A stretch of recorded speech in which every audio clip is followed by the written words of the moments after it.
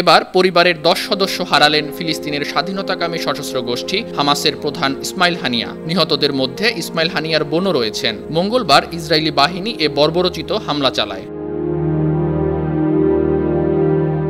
গাজার civil defence বলছে, আল Shati শরণার্থী ক্যাম্পে হানিয়া পরিবারের বাড়িতে ইসরায়েলি বিমান বাহিনী এ বোমা হামলা চালায়। নিহতের মধ্যে ইসমাইল হানিয়ার বোন জাহারা হানিয়া রয়েছেন।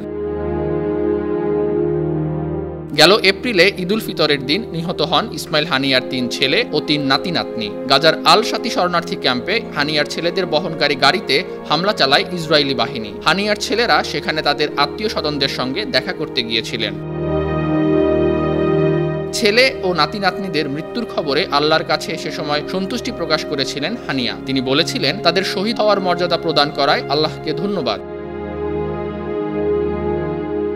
ফিলিস্তিনের অবরুদ্ধ গাজা ভূখণ্ডে অবিরাম হামলা চালিয়ে যাচ্ছে ইসরায়েল। টানা 8 মাসেরও বেশি সময় ধরে চালানো এই হামলায় এখন পর্যন্ত নিহত হয়েছেন 37,000-এরও বেশি ফিলিস্তিনি।